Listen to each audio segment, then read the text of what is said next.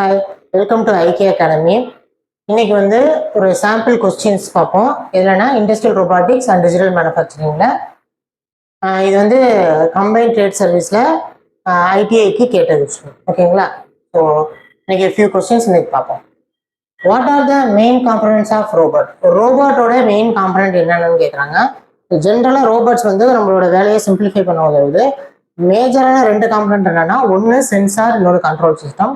ஒன்றும் இல்லை, ஏதோ ஒரு ஃபாரின் ஆப்ஜெக்ட் ஒரு வெளியிலேருந்து உள்ளார வருதுன்னா அதை டிடெக்ட் பண்ணணும். டிடெக்ட் பண்ணுறது சென்சார். அதை தடுக்கணுமா இல்லை அதுக்கு என்ன எப்படி ரியாக்ட் பண்ணணும்னு சொல்லி ரியாக்ட் பண்ண வைக்கிறது கண்ட்ரோல். உங்களுக்கு புரியுற மாதிரி நம்ம ஒரு சோடா காஃபி இருக்கு, காஃபியை தொட்டுறோம், சுடுறது தெரியுது சென்சிங். டக்குன்னு நம்ம கையை எடுக்கிறோம் பார்த்தீங்களா, அது கண்ட்ரோலர் பிரெயின்லேருந்து. ஸோ இது மாதிரி தான் robot.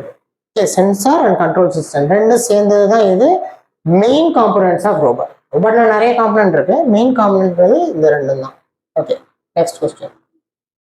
With reference to MEMS, means pressure sensor consists of the following set of. Pressure sensorல என்னென்ன இருக்கும், எதெல்லாம் ப்ரெஷர் சென்சாருக்கு அப்ளிகபிள் அப்படிங்கிறாங்க.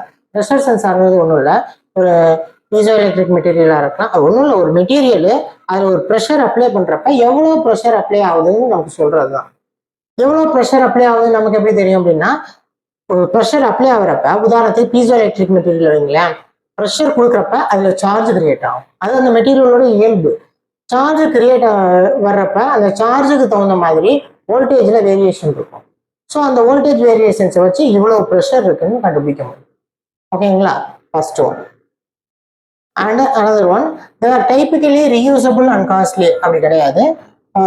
உதாரணத்துக்கு பீசோ எலக்ட்ரிக் அப்படிங்கிறது வந்து குவாட்ஸில் கூட quartz is one of the piezo electric material. இன்னும் நிறைய மெட்டீரியல்ஸ்லாம் இருக்குது. ஓகேங்களா? அதெல்லாம் ரீயூசபிள்லாம் பண்ண முடியாது. இப்போ ஒரு டிஃபார்மேஷன் சம்திங் ஆச்சுன்னா இட் கேனாட் பி ரீயூசபிள். அடுத்து, they can be used in catheter tip sensor.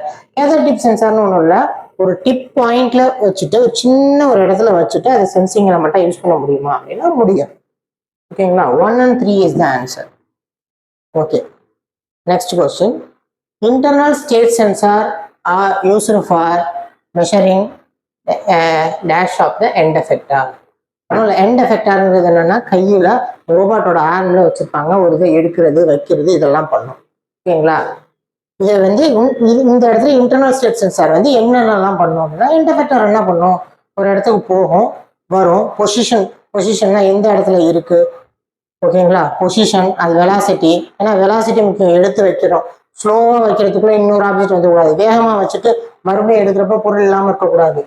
So position, velocity, acceleration இது எல்லாத்தையும் சென்ஸ் பண்ணுறதுன்னா இன்டர்னல் ஸ்டேட் சென்சார். இங்கே இருக்கும், எண்ட் எஃபெக்டாரோட உள்ளார இருக்கும். மோஸ்ட்லி எல்விடிடி வச்சுருப்பாங்க. ஓகேங்களா? டைப்ஸ் ஆஃப் சென்சாரில் கொஞ்சம் பார்த்தீங்கன்னா புரியும். ஓகேங்களா? And fourth one, which sensor determine the relationship of the robot and its environment.